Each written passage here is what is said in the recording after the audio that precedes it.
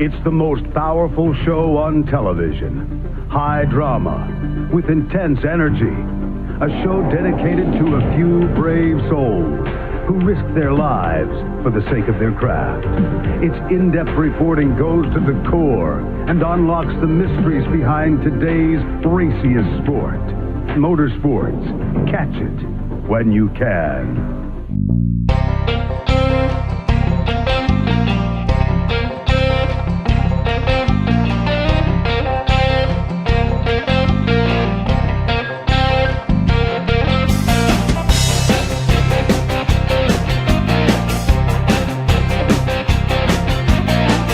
Hello everyone, welcome back to Post Tech. We're coming off of the very interesting Pennzoil 400 from the Las Vegas Motor Speedway and the whole weekend of festivities there. I apologize if you can hear any extra sound or if anything gets interrupted here at the headquarters, but we've had heavy rain showers over the last couple of hours and it's still going. So a little bit of adverse weather going on right now. But first, let's talk about what happened in the Pennzoil 400 with a couple key contenders. Some drivers in the point standings who you would expect to be higher than they are right now. Ryan Blaney. He won stage number 1 out at Las Vegas. Had a great run going until he was involved in that mess that Kyle Busch started in the final stage, unfortunately ending his day. So it looked like it was going to be a rebounding race for him, getting back up into the hunt for a playoff spot, and then it all went away right there at the end. Justin Haley, Austin Dillon, Kaz Gralla, all three of those drivers had a really good run going, Austin Dillon in particular, but bad luck bit all three of them, just like Ryan Blaney, except not quite as severe for a couple of them. Justin Haley, although, went one lap down and then wrecked out. So in a way, his situation was a little worse than Ryan Blaney's, because at least Blaney, and those two wrecked out with each other, by the way, but at least Blaney's wreck was sudden. Justin Haley already knew that he was out of contention, had all that time to think about it, what went wrong, and then he gets wrecked by Kyle Busch. Austin Dillon, Kaz Gralla, they had troubles all day long. Dillon in particular had a great run, flat tire, put him a lap down. RCR looked like they were going to have a great run going. Unfortunately, didn't end up going their way. So they really did show that they have legitimate speed. Obviously, Austin Dillon was 5th in points coming into this race. He drops down to 11th. But that whole organization is really starting to get top 10 speed out of their cars. And it's very consistent, at least at the speedways. The driver who really does need to pick it up is Tyler Reddick, however, because he hasn't been having a very good season. That may have something to do with the fact that they're running 3 full-time cars with Dillon, Gralla, and Reddick now as their drivers. But Reddick has 2 Career Cup Series wins, and he really isn't performing quite like he does. You would expect after those 2 wins, building into his 3rd full-time year, that maybe this year would be a big-time breakout year for him, especially with all the rumors that Austin Dillon may move away from RCR. That might make him top dog at Richard Childress Racing for 2022, so you'd think it'd be a nice progression for Tyler, but it really hasn't been going his way this season. He has a lot of opportunities to get back on track, get back into the winner's circle this year, but right now it's looking like it's going to be a bit of a tough road ahead as we progress through to the playoffs in the 2021 season. But how about Brandon Jones? He was having a tough start to the year. He was, DNQing for races, wrecking out in races. Finally gets to victory lane with the 20 team. Proves his worth at Joe Gibbs Racing, even though he's the last Gibbs driver to win this year. All 3 of his other teammates have already won. Still, it really proves something about the organization. The fact that they got all the pieces together. They got the 20 car in victory lane for the first time since July 2018 with Eric Jones at Daytona. It really shows you something about Brandon Jones's potential at NASCAR's top level. He will be here to stay, especially after finishing 6th in points last year in his rookie season. This just justifies that was not a fluke year. He is ready to go on a tear, I believe, over the course of his career in the NASCAR's Cup Series. Also, Brad Keselowski, Denny Hamlin. They had a great race with each other at Las Vegas. You would think after probation, after running into each other more than once as recently as just 2 weeks ago in the All-Star race, you'd think that there would still be a lot of animosity between the two. They ran with each other great over the course of the Pennzoil 400. A little rough racing, but it was all, stayed fair. Nobody really tried to kill each other, wreck each other, anything like that. In fact, even after the race, they shook hands on pit road. I'm sure NASCAR is proud of the situation. It looks like these two may have even made up after such a good race. I wouldn't quite say that they have. If anything bad happens between the two, it'll be started up once again. But it's a good sign for those two drivers that, at least for right now, the tensions have cooled down. But speaking of tensions, there was a situation between Kyle Busch and Christopher Bell that kind of restarted the whole rivalry that started at preseason Thunder in 2020. If you don't recall, Kyle Busch, Christopher Bell, they wrecked each other before the year even began in 2020. Then they got into each other at Iowa. Kyle Busch got suspended for one race, which, ironically enough, actually led to a career revival for Greg Biffle. We'll get into that later. But Kyle Busch, he was even warned after the race at Las Vegas. He started a good 3 incidents or so, at least 2 you could really blame on him. And it was just not a very good look for him. He ran into his teammate Brandon Jones, sent him up the racetrack. Fortunately for Jones, he managed to bring home a race win for Joe Gibbs Racing. Then he runs into Christopher Bell, who's a prospect that Joe wants in a Cup car. That's the 3rd time Kyle Busch has ran into him on separate occasions. And then Kyle Busch starts that wreck with Ross Chastain, Justin Haley, Clint Boyer, Ryan Blaney. A lot of good cars taken out in that one, and at least taken out of winning contention. So it's not a very good look for him. NASCAR did warn him, but NASCAR will be paying attention to the actions of the driver of the 18 car. All the Gibbs cars had a pretty good run going. Obviously Kyle Busch was up front quite a bit. Even the affiliate cars, Harrison Burton had a good run. Christopher Bell, won the pole, had a shot at top 5, got put into the wall by Kyle. Martin Truex Jr. had a good run going. Unfortunately, continuously started to drop off, then had that engine failure mid-race, which is what ultimately knocked him out of any sort of contention for even finishing the race. Denny Hamlin had a great run, as I've mentioned, with Brad Keselowski. They're racing each other fantastically. The only Toyota that really didn't have a good time, because Greg Biffle did good as well, was the 96 of Drew Herring and the 23 of Bubba Wallace. Let's mention something about Drew Herring that wasn't even mentioned in the broadcast. Lap 1, coming off of turn 2, Drew Herring gets actually turned around on the second turn. But he spun at the tail end of the field and onto the apron, so that's why it did not lead to a caution. However, this was not mentioned in the broadcast. But then later on, Drew Herring got involved in another accident, so it was really a pretty disappointing weekend for the 96 team. However, the 69 team, his teammate Greg Biffle, finished 3rd in the race and had a legitimate shot at winning, even led some laps. So that means the 69 team has finished 4th and 3rd this year with driver Greg Biffle. If they don't go full-time this year, they definitely need to think about going full-time next year. And, as unfortunate as it may be, Drew Herring may be released at the end of the year for Greg Biffle. I'm not saying that's going to happen, but it looks like it's a potential possibility going off of how different the two drivers ran in the same equipment at Las Vegas. Even though that they both finished, Drew got 3rd in the Daytona 500. Greg Biffle got 4th, so they were right neck and neck. But there was a really big disparity between both cars at Las Vegas in particular. Clint Boyer, after having consistent runs all year, finally found himself in trouble with Justin Haley, as I previously mentioned. That was kind of a disappointing situation for him. Kevin Harvick still outrun every single car at Stewart-Haas Racing. He's still top dog at that organization. Eric Almirola, once again, just had a disappointing night. Eric doesn't seem to wreck very often, but he just never runs up front. I don't really have any idea what's going on at that 10 team, but the 41 car of Cole Custer finished, I believe, 9th. So that was a really good rebound for that organization. I don't know if this is going to be a permanent, trend in the right direction for Cole Custer, but it looks like he finally has found some speed. In particular, Gene Haas's side of Stewart-Haas Racing has found a little bit of speed, and that may even help Eric Almirola out just a little bit.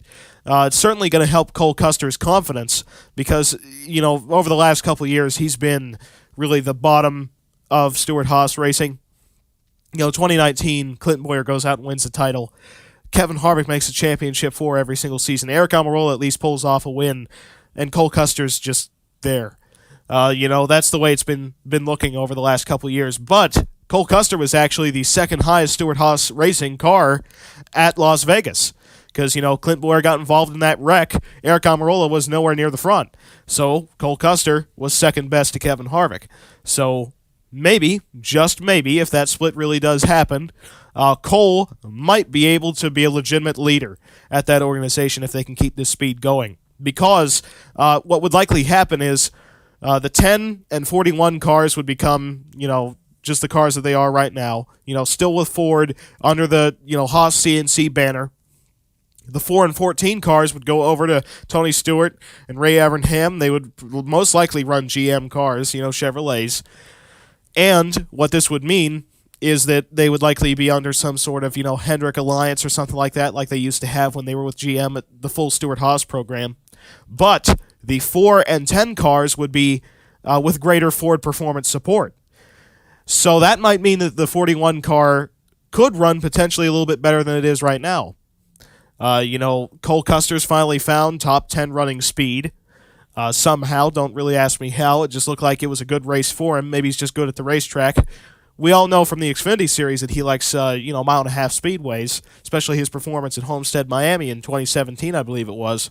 But if they can find that speed, and then with 2 of those Fords going to Chevrolet, then Ford can throw some of that extra money towards the 41 car. Once Eric Almirola leaves the 10, who knows, Gene Haas might just run 1 car. So that's 4 cars' money out of his pocket going into 1. And maybe he could sell his F1 team, which has been a big-time rumor, and kind of consolidate all his resources into the 41. It's a potential option. I believe that it would run a little bit better than it is right now. You have to imagine that all the F1-related stuff may be causing some of the performance deficit between the 14, 4, 10, and 41 cars. It might be causing some of that because Gene Haas is kind of distracted by his Formula One program not exactly working out the way he wanted. But really, beyond this, there's not that much to mention after the Cup Series race at Las Vegas Motor Speedway. The Pennzoil 400 didn't really have too many astonishing notes in comparison to, say, the All-Star race and all those sorts of situations. There was no new package at the Pennzoil 400. There really wasn't any controversy. In fact, there was a bit of making up between Denny Hamlin and Brad Keselowski, which is an interesting story there. However, the whole Kyle Busch, Christopher Bell thing, that could go either way right now. I personally believe it's over, but, Kyle Busch has ran into him like 3 times. Christopher Bell hasn't ran into him once really yet.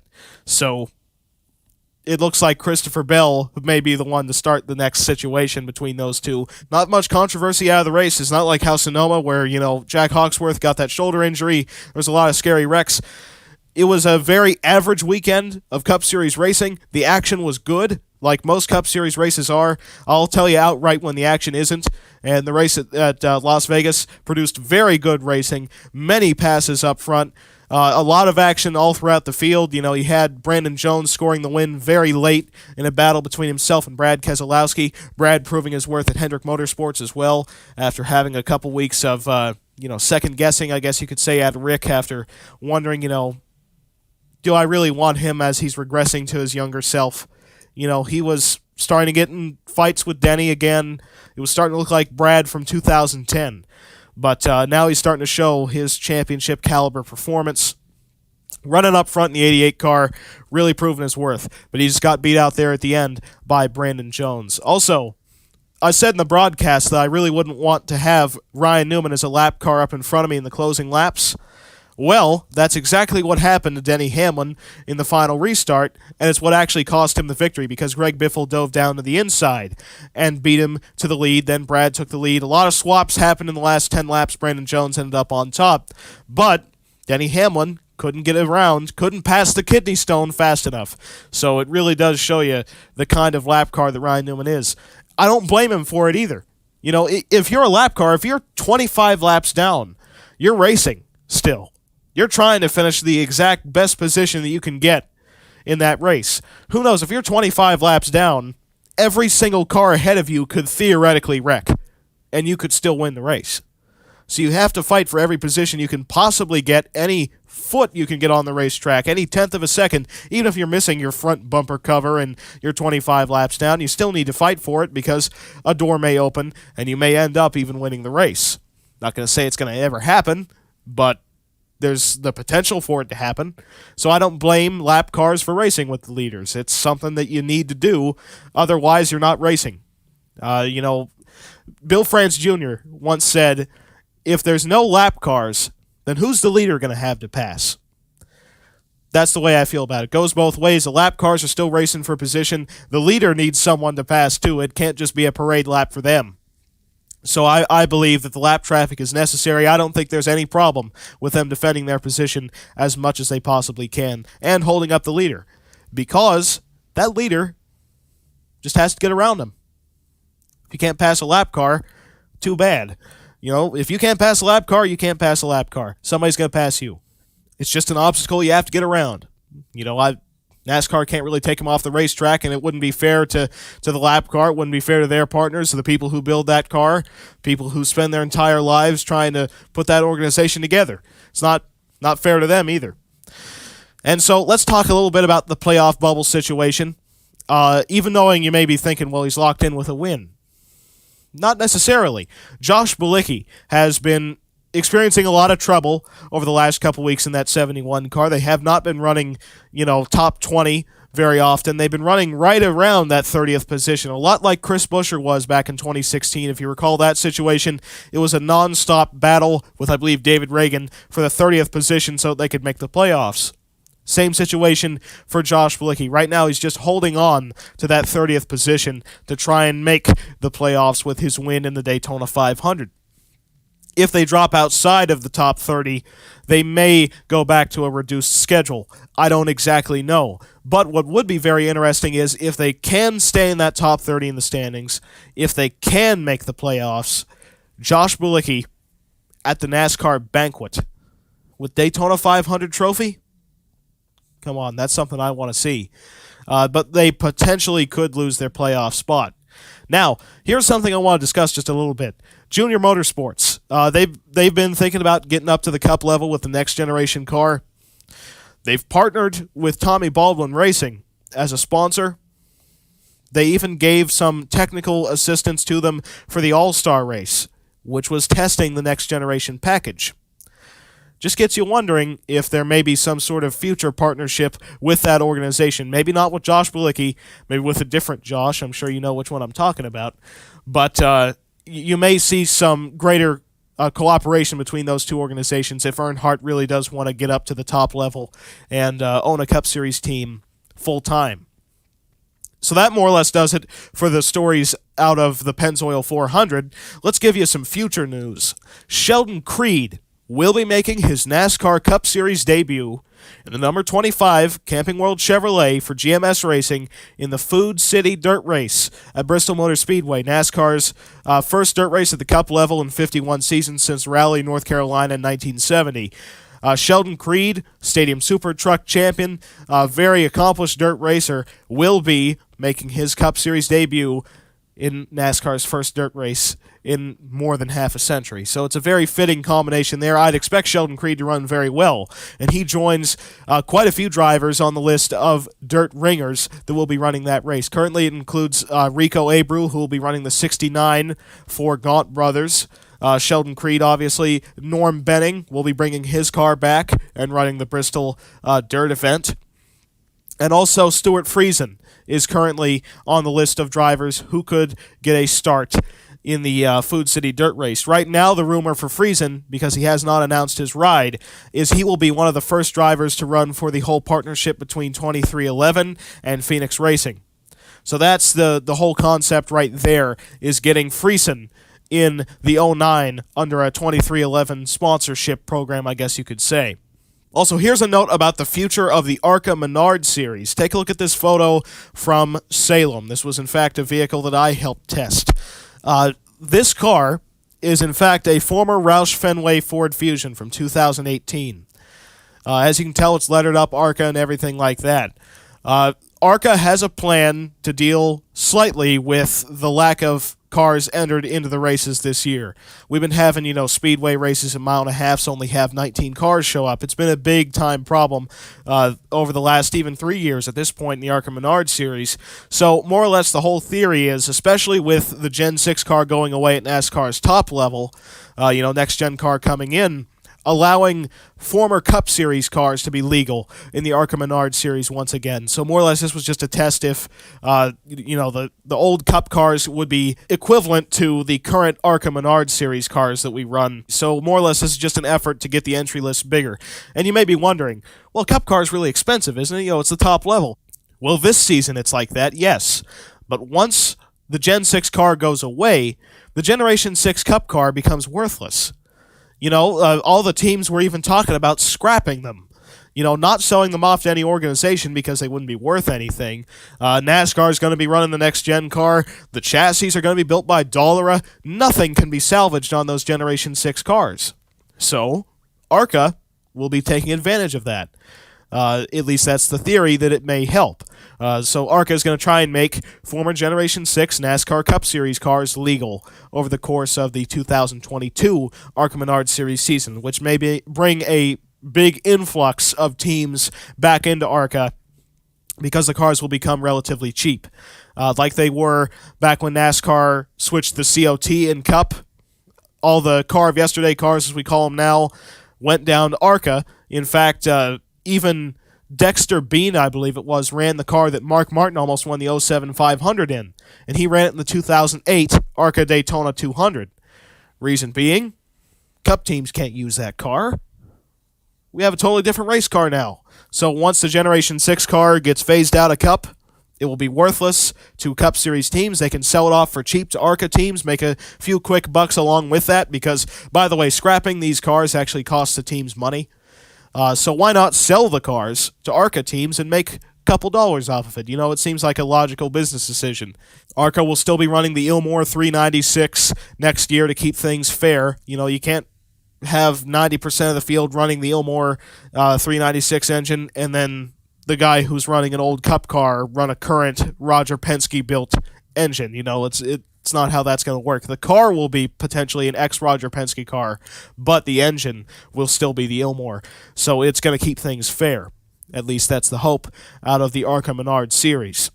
And this will be utilized in both East, West, and the ARCA Menard Series National Tours as well.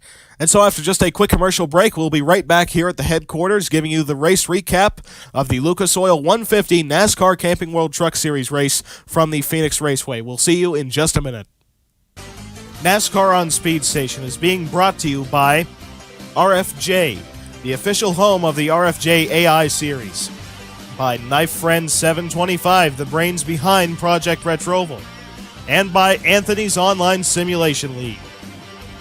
Welcome back, and before I get into the Lucas Oil 150, gotta give you the race analysis. The race took place over the course of 156 laps, with stage number 1 ending on lap 50, and stage 2 ending on lap 100, with the stages almost split up into perfect thirds with those 6 extra laps in the final stage. And so now let's christen this race with our intros.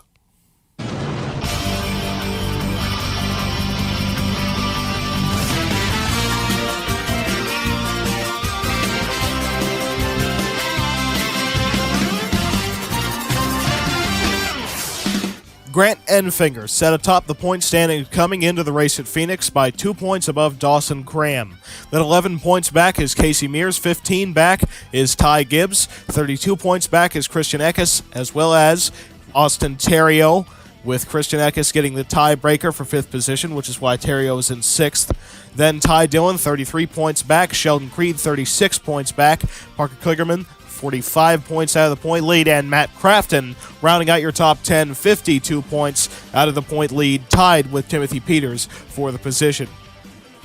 Ben Rhodes won the pole at the Phoenix Raceway in the number 99 truck for ThorSport, and outside him was the number 24 of Raphael Lessard, getting one of his best qualifying runs of the year for GMS Racing. Qualifying in 3rd was the Cup Series ringer and most recent Cup Series winner, Brandon Jones, in the number 51 for KBM. Then in 4th position was the number 57 for Henderson Motorsports of Sam Mayer. Farther back in the starting grid, we had the number 50 of Jesse Love qualifying a very impressive 8th position, and also right behind him in line was the number 53 of Daniel Suarez, the other Cup Series contender in the race at Phoenix. You may have noticed that Menards is represented on the 51 truck this weekend, with Brandon Jones the driver, so Flex Seal took up full-time sponsorship of the 88 truck for this weekend. So a bright red and yellow Flex Seal truck for Matt Crafton for the first time in his career this weekend at Phoenix. Then qualifying behind him in 25th position is the point leader entering the race. That is Grant Enfinger in the 98 for ThorSport. Then in 26th position we have the second place runner in points, Dawson Cram. Kind of funny that they qualified side by side. Max McLaughlin making his second career Camping World Truck Series start, this time for Hattori Racing Enterprises, qualifies in 27th. And your last two notable qualifiers were Danny Bone in the number 03 truck for On Point Motorsports. He qualified 38th. And the 17 of David Gilliland qualified 39th. Right at the drop of the green flag, the number 31 truck of Ty Dillon drove down to the inside, all the way onto the apron, through the dogleg, and through turns 1 and 2, he went from 5th position all the way up into 2nd for Germain Racing. But we had a caution very early. Coming out of turn number 2 at the tail end of the field, the 45 truck of Brett Moffitt makes contact with the 03 of Danny Bone, turning Bone down into the 97 of Jesse Little. Little spins on the back straightaway, keeps the truck out of the wall for the most part, but it brings out the caution for the first time of the day. On lap number 3, Matt Crafton brought his 88 Flex Seal Tundra down pit road for a flat tire.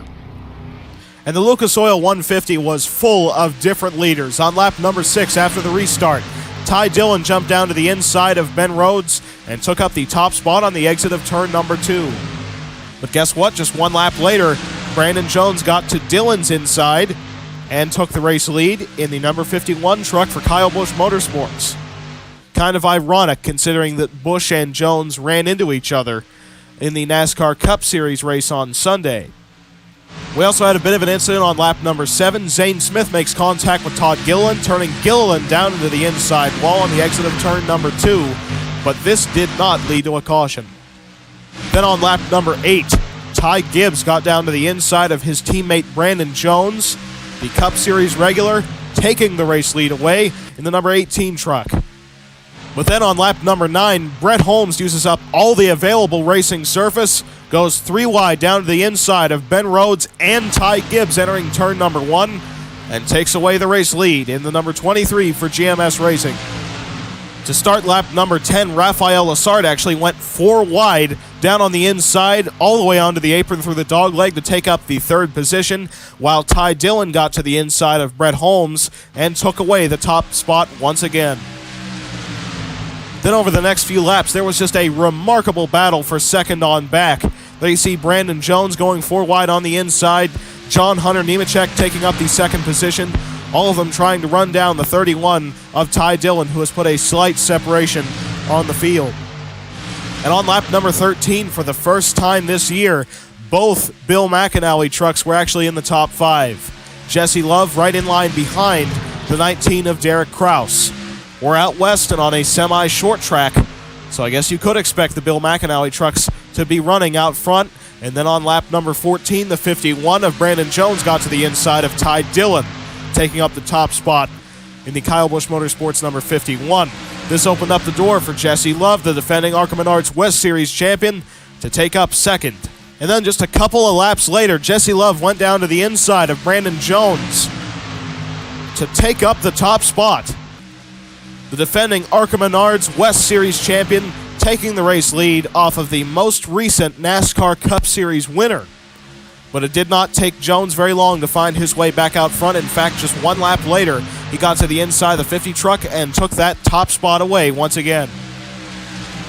And you know, we have not had the opportunity to talk about Johnny Sauter very much this season. But on lap number 19, coming into lap 20, the 13 truck got to the inside of Jesse Love to take up the 2nd position. His best run of the year so far. But by lap number 21, Kyle Busch Motorsports actually made up the top 3 running positions. Brandon Jones out front above Ty Gibbs and the 4 truck of John Hunter Nemechek.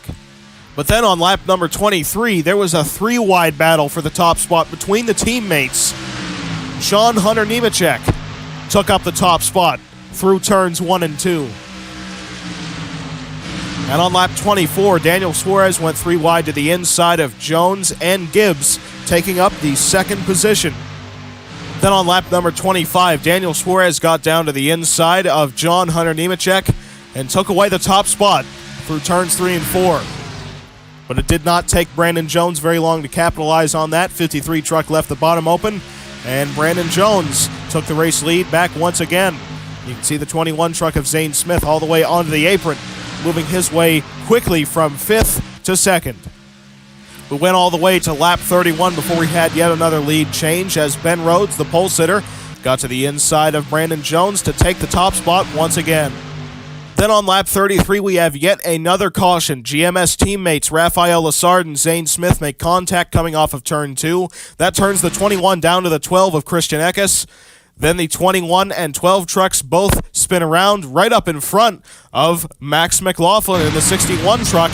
McLaughlin manages to make very minimal contact. Really none of the 3 trucks very heavily damaged whatsoever, but it does bring out yet another caution. On this caution, we had a round of pit stops where the top 5 remained unchanged. However, the number 45 truck of Brett Moffitt actually stalled on pit road. On lap 38, the 53 truck of Daniel Suarez got back down to the inside of the 99 of Ben Rhodes to take up the top spot in the 53 truck. Johnny Sauter in the number 13 truck, after having a great run going all day, had to come back down pit road another time for a loose wheel, dropping him 1 lap down. On lap 39, right after the restart, the 09 truck of Stephen Parsons makes contact with the second in points runner, Dawson Cram. Cram gets turned down in front of the 31 of Ty Dillon into the inside wall. Slight damage on the 41 truck. Dillon going around, and the caution flag waving once again. Unfortunate luck for the second place runner in points, having a great run this season, and currently still looking for his first career win after running so far and so consistently up in the point standings. On the restart, Jesse Love got the advantage over the number 53 truck of Daniel Suarez, got down to the inside through turns 1 and 2, and took up the top spot in the 50 truck for Bill McAnally Racing. But then just 1 lap later, the pole sitter, Ben Rhodes, gets down to the inside and takes up the top spot once again. In line behind him is the lap truck of Johnny Sauter. Then we also had another quick truck come down pit road for a vibration. This time it was the 60 of Casey Mears, the winner at Daytona earlier on in the season. Then coming into lap 47, the 53 and 99 trucks are side by side battling for the lead. Then John Hunter Nemechek goes 3 wide down the front straightaway and takes up the top spot with an aggressive move down into turn number 1. As you see, Jesse Love going 4 wide on the inside of Gibbs, Rhodes, and Suarez. But out front, the 16 of Austin Hill takes up the race lead, picking up where he left off at the Las Vegas Motor Speedway, with defending champion Sheldon Creed taking up the second position. But then through turns 1 and 2, Sheldon Creed takes the top spot away from the 16 of Austin Hill. Then entering turn number 1, Brandon Jones goes 4 wide on the inside of a lap truck and 2 lead lap trucks, going all the way up into 2nd. With an aggressive move down on the bottom, trying to get to the 2 truck of Sheldon Creed on the last lap of stage number 1. Racing back to the start-finish line, the 2 truck of Creed closes the door on the entry to turn number 3, and your defending champion, Sheldon Creed, out of the final turn, wins stage number 1 in the Lucas Oil 150. Creed wins the first stage above Brandon Jones, Stuart Friesen with a good run in 3rd position, Ben Rhodes in 4th, and John Hunter Nemechek in 5th. Then on the restart on lap number 55, Brandon Jones got to the inside of Sheldon Creed and took the top spot away on the exit of turn number 2. Then on lap 56, Stuart Friesen took the first position away on the exit of turn 2 with Ben Rhodes right in line behind him. And just 1 lap later, Rhodes got to the inside and took the race lead away, back to where he started after winning the pole here for the Lucas Oil 150. On lap number 60, Brett Holmes got down to the inside of the 99 of Ben Rhodes as the field started to string out just a little bit. And Holmes, the defending ARCA Menard Series champion, took the top spot on the exit of turn number 2, with the 09 of Stephen Parsons racing his way into the top 5. However, Ben Rhodes pulled the crossover on the 23 truck, entering turn number 1 on lap 61. Rhodes back out front. Then on lap number 64, Sheldon Creed, the defending champion in the 2 truck for GMS Racing, took up the top spot, entering turn number 1. By lap 65, John Hunter Nemechek had rallied his way all the way up into the top spot on the exit of turn number 2, and he has Parker Kligerman in the 75 for Henderson Motorsports right on his tailgate. On lap 69, there was a very intense battle for the top spot coming out of turn number 2. The 53 truck of Daniel Suarez actually put the bumper to the 4 of John Hunter Nemechek, trying to move him off the bottom line. But Nemechek actually held his lane. Down the back straightaway on lap number 73, Ben Rhodes got to the inside of John Hunter Nemechek and then took the top spot once again through 3 and 4. Also make note of Raphael Lessard racing his way back in to the top 3. And then on lap 77, Raphael Lessard got to the inside of the 99 truck of Ben Rhodes and took the top spot away, the 24 for GMS Racing. On lap 79, Casey Mears was racing side by side with the race leader. That put the 60 truck back onto the lead lap and allowed the 19 of Derek Kraus to slip by on the inside and take the race lead. And he in fact put the number 60 truck of Mears back down another lap.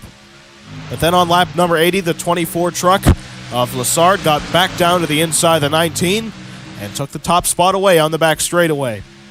But then on lap 81, Parker Kligerman actually took the race lead in the 75 truck for Henderson Motorsports. And as you can tell, lead change after lead change on lap 82, the 23 of Brett Holmes took the top spot away. Then on lap 87, GMS teammates once again battling each other. Lessard going for the race lead on Holmes, and he has Zane Smith right in line behind him. Lessard back out front.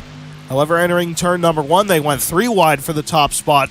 Zane Smith, who was actually turned around earlier by Raphael Lessard, gets down to his inside and takes the race lead away on lap 88. Then on lap number 91, the second Henderson Motorsports truck, the 57 of Sam Mayer, took the race lead off of the 21 of Zane Smith. And after spending a little while outside of the top 10, Brandon Jones raced his way back through the field. Then on lap number 94, took the top spot away once again off the 57 of Sam Mayer. On lap number 97, the 19 of Derek Kraus got down to the inside of the 51, and then Kraus found his way back out front in the 19 truck for McAnally. Then we had a last lap battle for the stage number 2 victory. Derek Kraus trying to win his first stage of the year above the 99 of Ben Rhodes for Thor Sport. But then the pole sitter really dove it into turn number 1, got up alongside the 19, and actually cleared him on the exit of turn number 2. Brendan Pools actually raced his way all the way up into 3rd position. 99 truck out front through turns 3 and 4. Ben Rhodes, coming off the 4th turn, will win stage number 2 at Phoenix Raceway. Close battle for second right there. Kraus took it. So it is Rhodes to win stage number 2 above Derek Kraus. Then the 30 of Brendan Poole, the Geico 500 winner. Then Daniel Suarez, the number 53 truck, and the 51 of Brandon Jones. At the end of stage number 2, we saw yet again another cycle of green flag pit stops. The major difference being that the number 53 truck of Daniel Suarez lost quite a bit of track position in the pits, dropping outside of the top 5.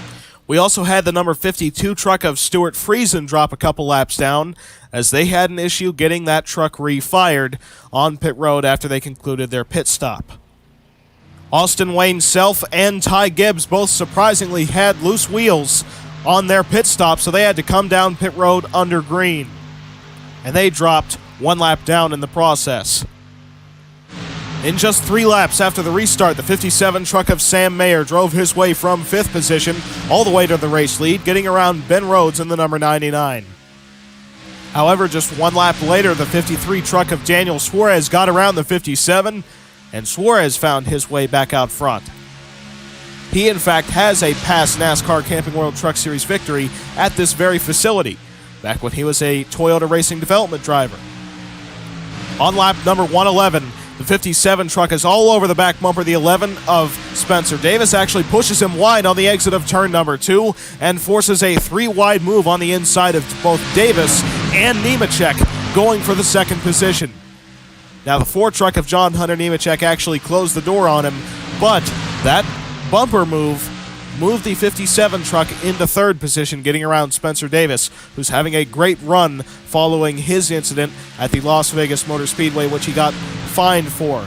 Also, the 09 truck going 4 wide down on the inside. That's Stephen Parsons. And then we have a battle for the race lead out front with John Hunter Nemechek taking the race lead off of Daniel Suarez. But it didn't take very long for Suarez to find his way back out front. On lap 114, he got to the inside entering turn number 1 and cleared the Ford truck on the exit of turn 2. And how about Ty Gibbs? After having that loose wheel, he dropped 1 lap down and under green. He goes up and passes the race leader, Daniel Suarez. And this opens up the door for Austin Hill to pressure Suarez for the top spot through turns 1 and 2, and he does so, and Austin Hill takes the race lead on the exit of turn number 2. But then on lap 118, Ty Dillon goes 3 wide to the inside of Austin Hill and Ty Gibbs and goes to the race lead with a 3 wide pass. On lap 119, the 4 truck of John Hunter Nemechek finds his way back out front after getting around the 31 of Ty Dillon. Also, we have the 98 of Grant Enfinger carving his way through the field. At the end of lap 123, the number 99 truck of Ben Rhodes got to the inside of the 4 of John Hunter Nemechek and took the top spot away, cutting very low through the dogleg. But then on lap number 126, the 23 truck of Brett Holmes took the race lead away once again off the 99 of Ben Rhodes. Then on lap 127, the 53 truck of Daniel Suarez took the race lead once again. And then we had an all-out battle entering turn number 1 as Brett Holmes pulled the crossover on the 53 and took the lead again. Those two swapping it back and forth over the course of 3 different laps. Then on lap 129, John Hunter Nemechek settles the dispute between the 23 and 53 trucks by taking the lead himself. And how about the 61 truck of Max McLaughlin, only running his 2nd career Camping World Truck Series start, resides in 4th position after being involved in that near miss with Zane Smith, who was running right up in front of him and challenging John Hunter Nemechek for the top spot entering turn number 1. Puts the bumper to the 4 truck on the exit of turn number 2. And down the back straightaway, side by side, Zane Smith, after being involved in that much earlier accident, takes the race lead, with Max McLaughlin taking up the 2nd position. Then beginning lap 131, the lap truck of Casey Mears makes contact with Sam Mayer, turning the 57 down to the 92. Austin Terrio gets turned around and gets hit in the tailgate by the 18 of Ty Gibbs, bringing out a very late race caution. And Matt Crafton, coming back to the caution flag, has actually raced his way all the way up into 2nd, challenging the 21 for the top spot, but Zane Smith closes the door. Smith leads the field back to the caution in a big-time rebound race throughout the entire course of the 132 laps that have currently been ran, with Matt Crafton in that Flex Seal truck having to fight back from an earlier race issue, now all the way into 2nd. The green flag came back out with just 21 laps to go, with the 88 truck of Matt Crafton cutting to the inside of the 21 to take the race lead away through turns 1 and 2. 99 truck, his teammate Ben Rhodes taking up the 2nd position. But then on lap number 137, John Hunter Nemechek got to the inside of the 99 of Ben Rhodes, and then on the exit of turn 2 got side by side with the 88 of Matt Crafton, going for the race lead. Then through 3 and 4, Crafton gives him the lane, and John Hunter Nemechek retakes the race lead. On lap 139, Brett Holmes got down to the inside of the 4 truck of John Hunter Nemechek to once again take up the top spot on the front straightaway. Then this led to a 2nd Holmes-Suarez battle down the back straight. The 53 truck goes to the inside of Holmes and takes the race lead once again through turns 3 and 4. And then the same exact thing as their last battle. Brett Holmes pulled the crossover move on the 53 of Suarez back down to the inside, entering turns 3 and 4. And then Brett Holmes found himself back out front. Johnny Sauter still battling to be back on the lead lap. Same situation for Austin Wayne Self in the 22. Johnny Sauter got down to the inside of the 23 truck with just 11 laps to go, getting back onto the lead lap. And that opened up the door for the 51 of Brandon Jones to get down to the inside and take the top spot through turns 3 and 4. But Jones's lead was very short-lived, as on lap 149 there was a battle between the two Cup Series stars, Brandon Jones and Daniel Suarez, with Suarez taking the position through 3 and 4. Ironically enough, the third-place runner is making only his second career Camping World Truck Series start, as two Cup Series winners are dueling out in front of him. Then Daniel Suarez has to deal with multiple lap trucks. Right here he gets around the 18 of Ty Gibbs, who is damaged from that run-in with the number 92 of Austin Terrio. Finally gets around him. Now he has to deal with the 13 of Johnny Sauter and the 60 of Casey Mears. Those two are both trying to get back onto the lead lap. And guess what? Johnny Sauter got back onto the lead lap, getting around the 53 truck of Daniel Suarez. Now that kind of led to a bit of a controversy, as the number 99 of Ben Rhodes took the race lead because Johnny Sauter left the bottom open by getting around the number 53 of Suarez. The reason that was a little bit controversial is because obviously Sauter and Rhodes are teammates at Thor Sport. And the second place runner now is the 23 of Brett Holmes. Then we had an intense battle for second. Over the course of the final few laps, Brett Holmes got shuffled out of line. The number 4 of John Hunter Nemechek put a late race challenge on the number 99 of Ben Rhodes. Matt Crafton was in the picture. Even the 2 of Sheldon Creed had a long shot at the victory.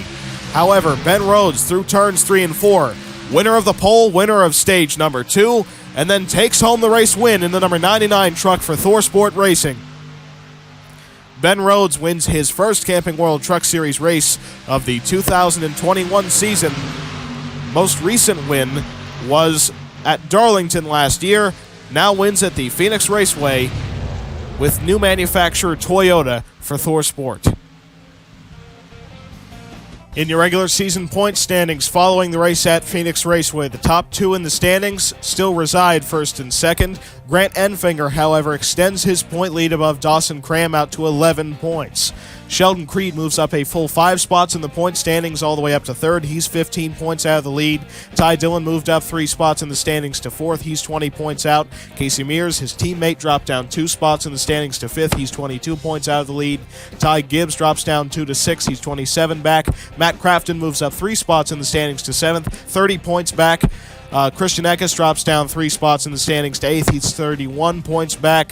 Austin Terrio loses 3 spots in the standings to 9th. He's 34 points back. And Parker Kligerman rounds out your top 10, losing 1 spot in the standings to 10th position, 36 points out of the point lead. And obviously, even though he doesn't have a win so far this year, Grant Enfinger is locked into the playoffs if he can stay at the top of the heap. Because he is the point leader, he would get an automatic playoff berth. Then the drivers who are locked in via their wins are Sheldon Creed, Casey Mears, Ty Gibbs, Matt Crafton, Christian Eckes, Ben Rhodes, Ryan Truex, and Austin Hill. That is a full 8 drivers who have won this year and are eligible for the championship. Dawson Cram is the best of the rest, 51 points above the cut line. Ty Dillon, 42. Terrio, 28. Kligerman, 26. Brett Holmes, 14. Peters, 6. John Hunter Nemechek, now 3 points above. Tanner Gray has dropped out. He's 3 points back. Ty Majeski, 5 points back. Zane Smith, 11 back. And Chase Purdy rounding out your top 20, 33 points out of making the playoffs. And so now, after just a quick commercial break, we'll be back right here on Post Tech for my personal favorite segment of the show, Q&A. NASCAR on Speed Station is being brought to you by RFJ, the official home of the RFJ AI series. By Knife Friend 725, the brains behind Project Retroval. And by Anthony's Online Simulation League. Hello everyone, welcome back to Post Tech. Now we're on to the Q&A segment. I just want to say we're going to be doing things a little bit differently for the Q&A segment today.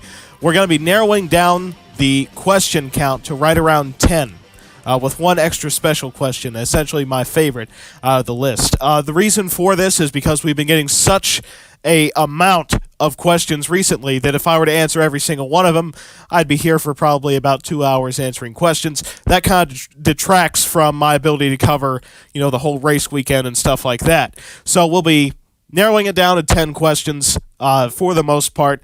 I'm assuming, some of the episodes here at Post Tech that we do where we're not covering a Camping World Truck Series race, I'll probably make the question count higher.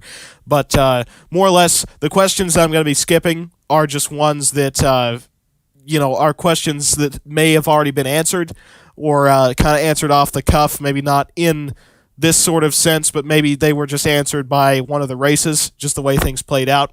Things of that sort. But really the pressing and interesting questions is what I'm going to be focusing on, the ones that really get you thinking.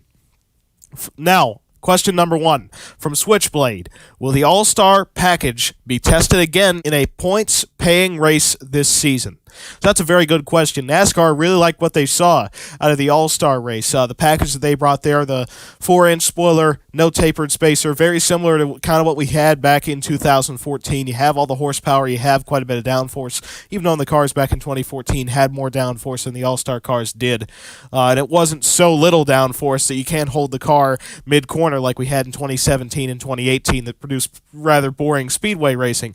So I would say that NASCAR probably is looking at maybe doing that a couple more times this year. I would say, they're mainly going to focus on the speedways, obviously, with this package. I don't expect to see it at, like, the short tracks or road courses. That's just my first guess. Maybe they will decide to use it. However, I would say probably Kansas is a likely candidate. I don't know if the NASCAR quite wants to do it for a playoff race. I don't know if they want to put the risk in to maybe changing things up once we get to the playoffs, making things experimental in the 10-race fight for the championship.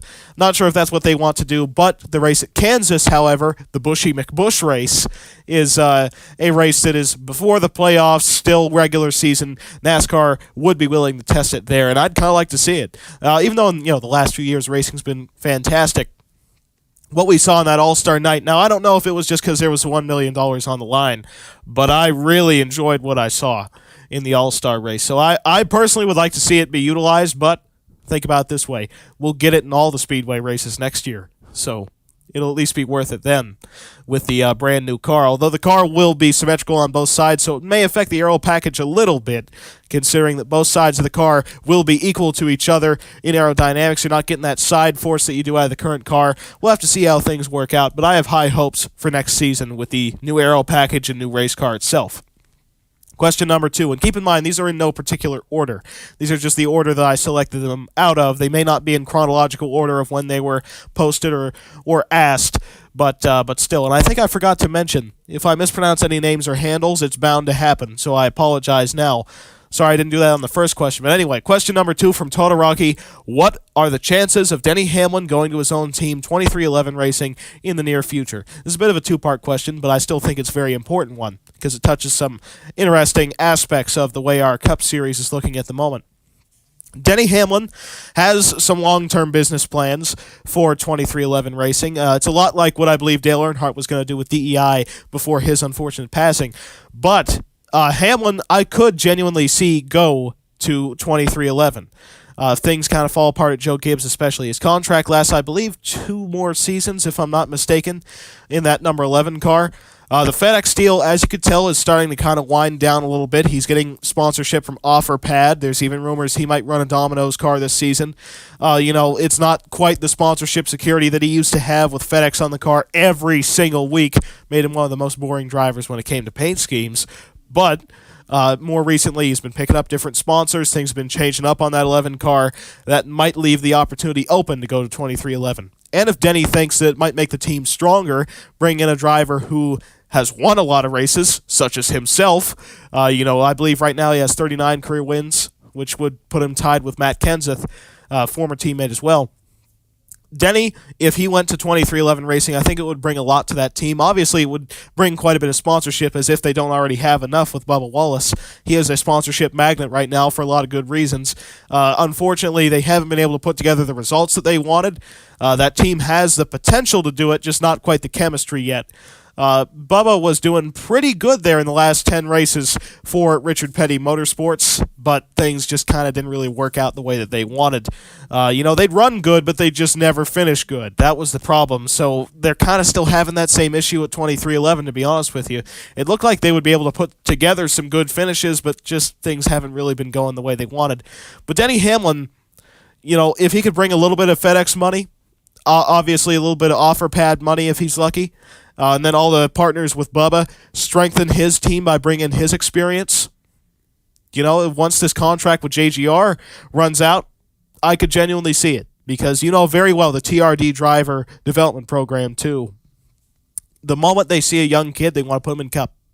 And, there's a limited amount of spaces in the Cup level, so potentially Denny Hamlin could be forced out of Joe Gibbs Racing if the coach deems it necessary. What are Martin Truex Jr.'s options for 2022? Well, that's also very much pertaining to JGR. So Martin, he probably has quite a few options right now. Obviously, one of the cars on the table is the Roush Fenway number 6. As Ryan Newman is not re-signed to that car yet, I don't really know if Martin would really want to take that deal. I've said this before, but Martin is the kind of driver that clawed his way all the way up to the top. Do you really want to do that again at age 40? You know what I mean? It doesn't seem like the time in your career. I understand, for instance, why like Kevin Harvick is staying in our sport for as long as he is. He's signed to a good deal. He's driving the 4 car. He's winning races. He's dominating the sport, staying atop the point standings. Martin Truex Jr., if he gets thrown out of Gibbs, really, what would his options be? Because right now, Austin Dillon's outperforming him, so I really couldn't see him going to Stuart Evernham if that team does, in fact, form. I don't think he'd want to go to Haas CNC, because that would be kind of a similar situation to Roush. Roger Penske might be able to slot him in. That would be kind of interesting to see Truex and Logano on the same team. If Roger's willing to take that risk on Martin. William Byron's contract is up at the end of the year in the 24. They could try and put Martin Truex Jr. at Hendrick Motorsports. The only real problem with Truex, and the reason why I think he may have a hard time getting a ride even as a champion and as a winner this season, if he doesn't get picked up by Joe Gibbs, is the fact that he is, in fact, in his 40s. Any team that hires him realizes that he's probably in the last, and I'm going to give him the benefit of the doubt, in the last 5 years of his career. So that's a little concerning if you're a team owner. If I'm hiring this guy, he's kind of in his twilight years already. I could get just some youngster who would ask for a quarter the pay and probably run just as good or better. You know what I mean? It's one of those kind of situations. It's the hard truth about the business world that we live in. Truex is absolutely deserving of a ride. Whether or not he'll get one, I genuinely don't know right now, but he probably has a lot of offers. Just I'm not sure if it's the offers that he wants to see. Obviously, the 24 car, is up for a driver next year. That would be probably his best opportunity. Obviously, Rick Hendrick took the chance on Brad Keselowski, but that was because Brad and him set up BKR again. Brad has got his manufacturing programs. He has a job after retirement. He doesn't have to drive to help Rick Hendrick. Martin Truex Jr., however, he would kind of be trapped between a rock and a hard place because it's not like he has a team open right now. I believe he has an airliner now, but I don't think that would much help Rick, in that sort of circumstance. The Stuart Evernham team, like I've said, would still be Harvick because, Kevin signed to a long-term deal with Tony, and likely Austin Dillon. That's the way it's looking. MTJ could theoretically go to drive Richard Childress's cars. I don't really know if he'd want to do that because that's kind of similar to Roush's equipment.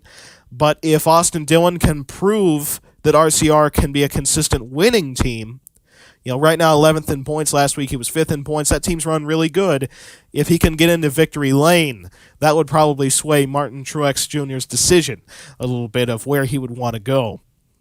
But, like I've said, it looks like it's either big team or retirement for Martin. I kind of hope for a big team because I still feel like he's got a couple wins in him, at least at Dover, a couple more wins left in him. But, maybe potentially a part-time ride for next year. Maybe if it would give him a, super team ride, say with Roger Penske, it would be a part-time deal because, he hasn't made the Daytona 500 for 3 years.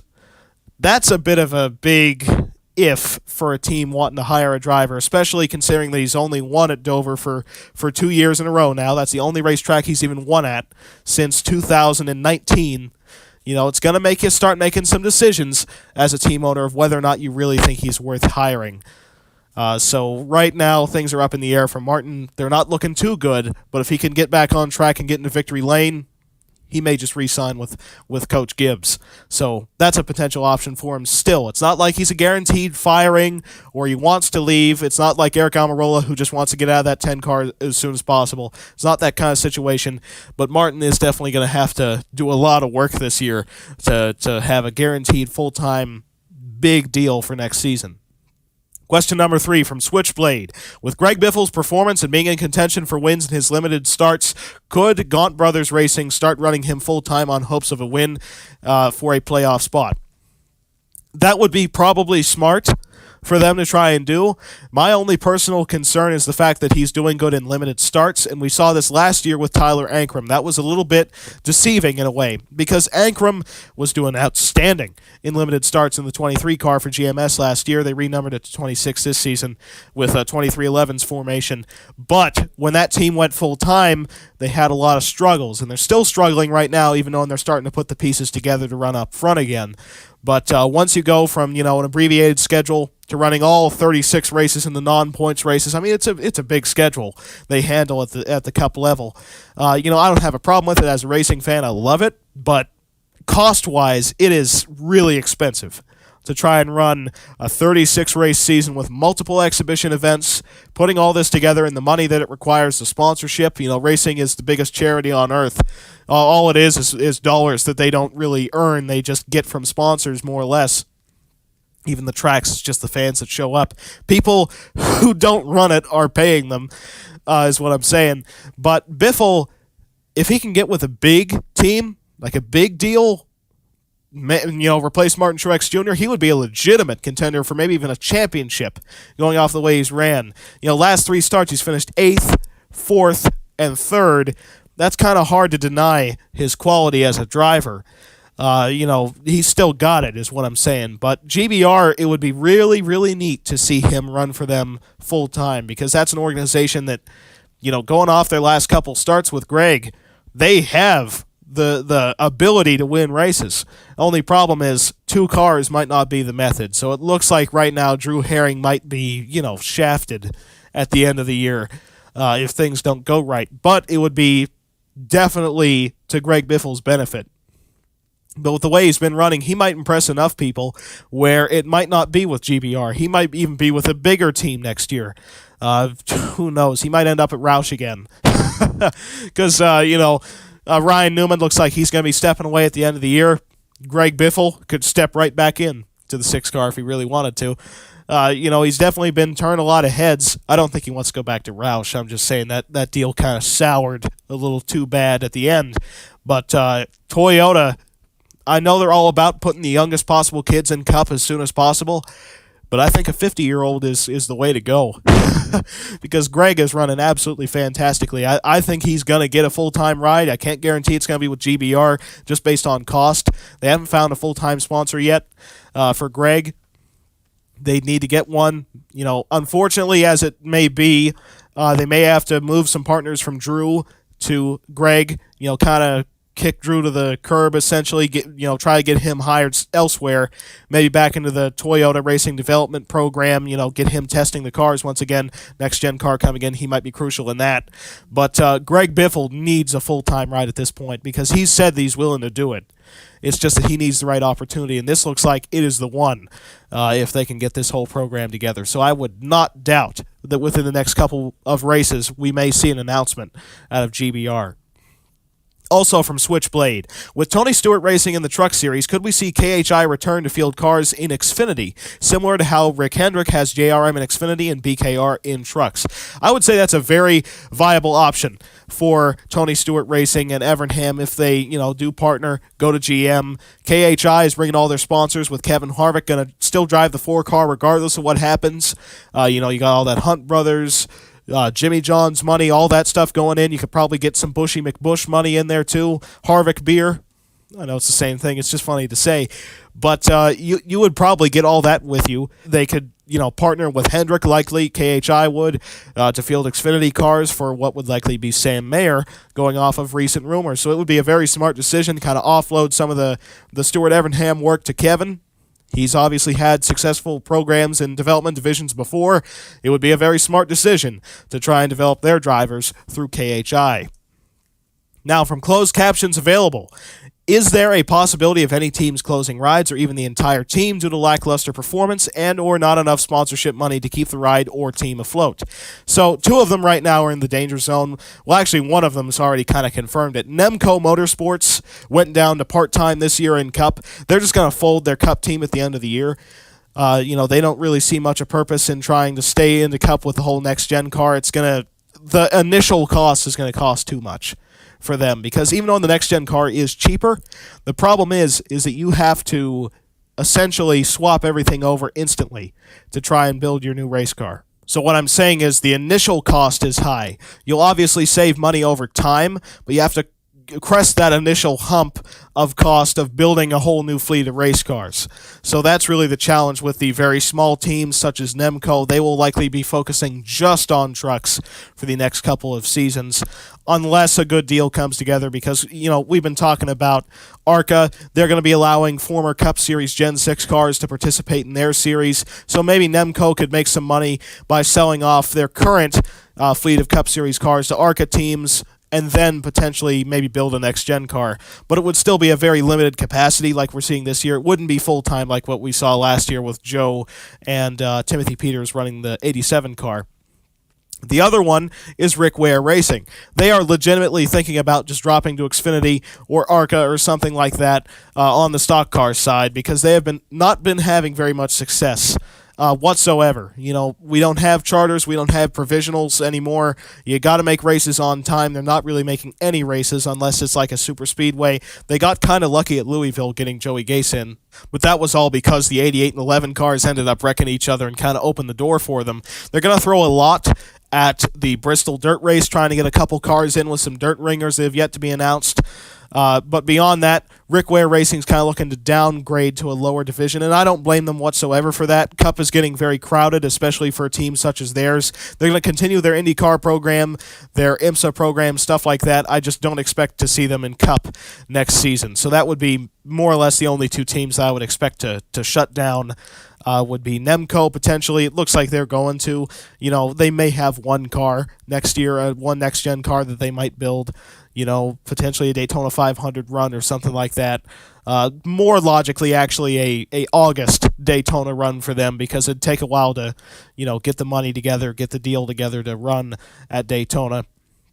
And Rick Ware probably just going to drop down just to conserve some of their cash. Now, question number 6 from RFJ. Could we see JDM attempt a Cup race? Johnny Davis. That would be very interesting because, like I've discussed, we're getting to the end of the Generation 6 lifespan. Teams are starting to sell off cars. Obviously, next year they're going to be sold mostly to ARCA teams now that ARCA is allowing those cars in. It's going to be a good way for Cup teams to make a little bit of money. Like I've discussed before, ARCA teams taking advantage of that by buying cheaper cars. However, I could see JDM potentially purchasing a car or two, maybe running, say, Jeffrey Earnhardt, somebody like that, in Daytona, Talladega, something like that. JDM would most likely want to run a super speedway with the way that organization runs. They are absolutely at their finest at super speedways. They almost won on numerous occasions with, in particular, Mike Wallace. There was that one time where he flipped on the backstretch at Talladega. They should have won that race. I still feel like Joe Nemechek should have won that race too. A lot of people should have won that race, but things kind of worked out the way they did. Can't go back to the past and change it now, but JDM could certainly run a Cup race this season. I don't know about next year, but every team's kind of just throwing it out there with this last year of the Gen 6 car, because obviously we don't know how long the next Gen car is going to last. This might be the last generation of car we ever have to run. The Windows 10 of Cup. We just consistently update it, and we don't have to, change anything major anymore. But, that would be logical. But considering this is the last year of a whole generation of car, this would be the time for JDM to run a Cup race, see if they can logically do it, logistically do it in particular, and make any money at it and not go bankrupt, essentially, if they tried to do a full-time deal. Now, from NASCAR Fan 88 Official, could Formula One get coverage on Speed Station? I've been kind of impressed by F1 this year. Obviously I don't watch it all the time. There's a lot of regional racing, that I would rather watch on my weekends. There's a lot of late models. There's a lot of, American racing going on to where I just kind of, I'd love to watch it all, but I just kind of run out of time. So I will say this, that I have been a little surprised this year about the drop-off of Mercedes. Obviously they're still dominant. That's not going to change until the next car in 2022. Maybe. Only maybe. I can't guarantee it. But the championship battle between Verstappen and Hamilton has been a little surprising this year. I was just kind of expecting this to be another walk-away season for Mercedes, just winning everything again. But it looks like this year that they at least have to earn it if they're going to win it. They're probably going to win it again, but they at least have to earn it as they go. So with the 2022 car, once we get to see how that thing works out, and if it does, in fact, close out the racing a little bit, makes things a little less downforce dependent, allows cars to overtake a little easier, then maybe I would be interested in getting some speed station coverage of Formula One racing going on. Only challenge is right now, getting everything set up, international coverage. It's a little bit different than staying in the States and covering motorsports. We farthest travel that we go to is Mosport. When it comes to different borders, farthest actual travel is to Fontana, California. So that's why we had that blackout also. We couldn't get things set up in time, 2,200 miles from headquarters out to Fontana. But, I would be certainly interested in covering Formula One next year, in particular with the brand new car. But we'll have to certainly see how things work out. A lot of unknowns coming into 2022 with the new car, which is why I'm so intrigued by it. Kind of similar situation with, NASCAR in the next gen car. That's why I'm so enthusiastic about the sport at the moment. Kind of similar situation with Formula One. We'll see how it goes, but I am certainly excited. And that Miami GP. I know that the marketing is going to be crazy for that Grand Prix. I don't know if the racing is going to be as good as the marketing may be, but I am excited. Anyway, question number 8 from closed captions available. Could we see any new venues for Cup and trucks next year? So that's kind of an interesting question, in particular pertaining to NASCAR wanting to get a street circuit. That's obviously, an option. NASCAR really wants to figure out a way that they can run on streets.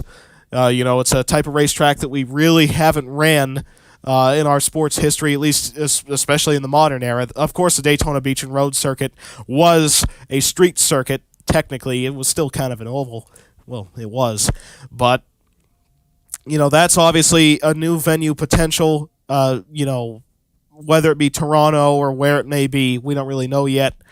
Other new venues could include the Matoli and Igdalski families wanting to move one of the Pocono doubleheader races to South Boston, which has been an obviously rumored possibility for numerous years at this point, with, Pocono kind of putting on lackluster events, then in 2020 causing Matt Kenseth's career-ending crash. The way I see it, it's a very viable option that we could actually have a Cup Series race at South Boston next season. But even beyond that, there is quite a few venues that are looking to be added to NASCAR's Cup level. Obviously, the biggest challenge for the France family and everyone working on at the management of NASCAR is figuring out who is deserving of getting a spot on the schedule. Everyone's looking at international races, racing across borders, whether it be Mexico or Canada or even across the open oceans. We don't really know where it's going to be yet, if it does even happen. But, there's been talks of that. Surfers Paradise is high up on the list of that. Obviously short track racing, NASCAR is going to invest a lot into that. They're building the Auto Club short track on the exit of turn number 3 as we speak. So that's a big plan. Louisville was such a tremendous success that NASCAR is looking at ways that we can incorporate more short track racing aspects into the sport. Dirt racing is a viable option now. I mean, the way it's looking, in the next couple of years, we're going to have a dirt roval. We're going to show up in Atlanta. It's going to be the road course, and the whole infield road course is going to be dirt. I wouldn't doubt it at this point. Robbie Gordon's going to be the promoter. It's gonna be great, over the next couple of years. And I'm not even saying that sarcastically. That's the kind of stuff that you could really see NASCAR do in the next couple of years. We're thinking about racing wheel and Euro cars in the snow and ice atop mountains, which is really, really neat. I think that NASCAR has finally realized this is kind of an entertainment sport. It really is. Sports are entertainment. It's that simple. So you want to make money as a sport, entertain your fans, easiest way to make money. So keep making things crazier and crazier, and it makes the sport better. You shouldn't destroy tradition, but you can't be afraid of trying something new and bettering something, like the spring Bristol race becoming a dirt race. Obviously, last year we didn't even have a spring Bristol race, but this year we're having it, and it's a dirt race. That's the kind of stuff that NASCAR should be doing. If a race is boring, we'll make it better. Don't be afraid of doing that. That's why, the owners of Pocono are thinking about getting rid of one of the Pocono races and moving it to South Boston. There's even talks at Pocono right now of using the 3/4 mile former modified Race of Champions layout. Short track racing at Pocono. That'd be something to see, wouldn't it? But just this is a high point for NASCAR. And yes, to really answer your question, we could see quite a few new venues next season. We don't quite know yet. If the Daytona Beach race in the Truck Series is a success, that could be NASCAR's way of getting street circuit racing back into Cup as well, because, it is a street circuit now. There's buildings everywhere. There wasn't back in the 50s, but now you're right on the coast. You're right on beachfront property. Everybody built their buildings up by the beach. So running at the Daytona Beach circuit is a street circuit. It just so happens to be a multi-surface oval while you're at it. So really, that is the track to watch out for if you want a street circuit next season, if that truck race goes well, which it looks like it really should. From Todoroki, could teams like McLaren or Andretti start NASCAR operations in the coming seasons? I am really impressed with McLaren's commitment to IndyCar. In fact, they won with Pato O'Ward in the NTT Data IndyCar Series very recently. Getting McLaren in victory lane in the IndyCar Series. Obviously, it was with Arrow and, Schmidt-Peterson, but still, it was a very impressive effort. McLaren, I'm kind of surprised about their emphasis on American motorsports, but I understand why they're doing it now. McLaren, I believe, is preparing for the Formula One budget cap and realized that they're not doing very well in F1. Why not put your money elsewhere, where you can win? At least that's the way I see it. But McLaren, yeah, I could see it genuinely at this point. I would expect them to partner with someone a lot like what they did with, Arrow SP, stuff like that. I would see a partnership, maybe. It would have to be likely with a Chevrolet team. Obviously, they don't have to worry about getting in trouble with Honda anymore, because that's not a factor in NASCAR. But I just had the random thought that they could partner with RCR, and then I imagined Ricardo sitting in the 3-car. So that was what flashed across my mind. But, McLaren, yeah, I could see a legitimate program out of them in the next few years just because of their interest in IndyCar and American motorsports once again. Andretti, they've been flirting with the idea of fielding a NASCAR Cup Series team for years. You remember back in 2012, they were rumored as the next team to carry on the Dodge banner in NASCAR's Cup Series after Roger Penske announced that he was switching to Ford, and then Dodge had to leave because they just didn't have anybody who would field them.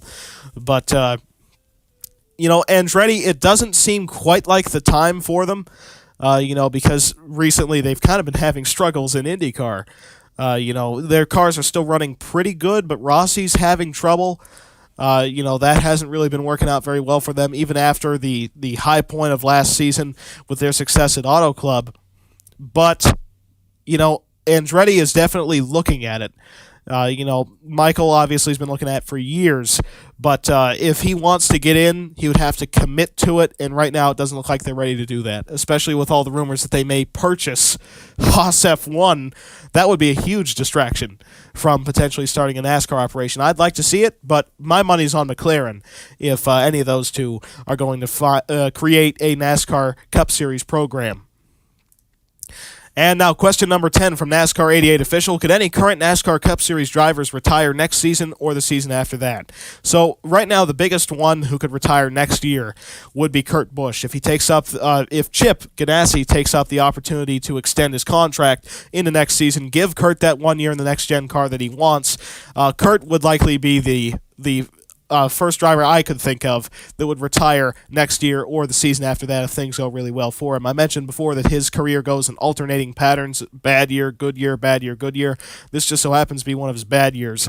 So maybe next year in the next gen car could be a good year. We don't really know until we get there or whether or not he even has a ride. But right now, Kurt's the only one I can think of who would decide to throw the towel in after next season if he gets that opportunity. Martin Truex Jr. potentially the season after that, if he gets maybe a 2-year deal with a team or something like that, maybe could decide to hang up his helmet. But right now, we don't have very many drivers after Kurt Busch and Newman and a couple drivers like that would be retiring anytime soon, because Kevin Harvick's deal lasts for another 3 years. He signed a very long extension to drive the 4 car over at Stewart-Haas Racing, which may become, the 4 at Stewart-Evernham, but still, it's a long-term deal. So we're kind of in an interesting period where we're going to start running out of names that will retire every year. If you recall, back in the COT era, we didn't have very many drivers retiring at all because our sport kind of goes in waves, where we get 20-year spans, I'd say, where all these drivers come in, the Gillette Young Guns, you remember that? All those drivers retired in the last 5 to 7 years. Well, now everybody's taken their places. They're going to have those rides at the Cup level for probably another 15 years. Then all those guys are going to retire at once, so on and so forth. Really, the only driver who came in and stayed over the last, 15 years has been Joey Logano. And he really had to force his way in. Joey and Brad Keselowski are rare examples of drivers who made their names in that era, because we didn't get too many drivers out of that whole period. Eric Darnell is not a Cup Series legend. He was coming up at the same time Joey Logano was. Trevor Bayne didn't turn out to be what we all expected. That was due to some outside issues, but it's just kind of how things work out. We have a lot of talent that just quite frankly gets skipped because there's just an era when Jeff Gordon's going to race for another 10 years. There's no rides. But then Jeff Gordon retires, we get Chase Elliott in the 24 car, then we get William Byron. But these young drivers aren't going to go anywhere if they're doing good. Obviously that's not a problem. What that means is a lot of talent's going to get skipped. A lot of drivers aren't going to get the opportunities that they deserve because this guy's going to be in here for 15 seasons. By the time you get to an opportunity to get a ride, you're going to be 35, and no one's going to want to hire you. That's a driver who's coming up, say, 5 or 6 years from now. Once all these drivers who are coming up right now to Cup get established, there's going to be no room. So right now we're in one of those positions. I wouldn't expect too many drivers to be retiring anytime soon because of how many young drivers we have. I'd say there's only about 3 or so drivers left who are going to be retiring very soon. Obviously, Clint Boyer's calling it quits after this year, so that we know that's going to happen. Kurt Busch is going to be in the next 2 or 3 years. Ryan Newman probably after this season. Kevin Harvick at the end of his 2023 contract is what I would personally expect. Brad Keselowski also, once his Hendrick deal runs out, I would expect that to be him transitioning into a business role just because that seems like his personality anyway. But really, right now, not too many beyond that. We don't have too many aged drivers anymore after the whole youth movement happened again. We're back to the era of Newman, Earnhardt Jr., Jimmy Johnson, Matt Kenseth, all those guys coming up at once and then lasted for 20 years. We're going to get another one of those circumstances happening very soon, in fact, within the next 5 years. And now for what I consider the best question, the one that I had the most fun with. From Todoroki, will you drive in NASCAR anything soon? That gets me thinking. I'll say that. I mean, I know that it was at night, and the Truck Series drivers qualified in the day, but I was about 0.2 faster in a ride-along segment than the pole speed at the Nashville Superspeedway. That's just inspiring. I'll just say it. But, I'm going to be doing some testing for the next gen car under our team's banner, me and Derek Cope's team. Derek will also be in one of the cars because they're not allowing Cup drivers to test the next gen cars very often. So, essentially, all these, all the Cup teams are going to be bringing in their development drivers to test the next gen cars for the most part. We don't have too many development drivers outside of our Truck and Xfinity program. They're probably going to just be focused on their bids for the championship. We don't really want to distract them and make them test a next-gen car probably a couple states away from where they're racing. So we're going to take up some of the work there with testing I'm obviously helping ARCA a little bit. Stuff like that. I don't quite expect any races anytime soon, but I am kind of your neighborhood Buddy Baker. I'm just testing cars.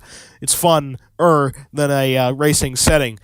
But you get me thinking about maybe trying to do something sometime soon. It'd be interesting, but I would probably only want to stick to like a Daytona or Talladega where I think anybody could win, so it'd be a fair shot having me in the thing. And so, folks, that pretty much does it for episode number 8 of Post Tech. I hope you all enjoyed it.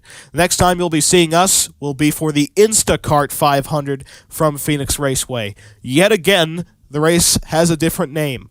It was the Blue Green Vacations 500, then it was the Fan Shield 500, then it became the Instacart 500. Phoenix can't settle on a sponsor. But either way, that's going to be the next time you'll be seeing us for a Cup Series race. We'll be seeing you out in Avondale, Arizona for all the action as the Cup Series drivers continue their quest for the NASCAR Cup Series title. We'll see you then.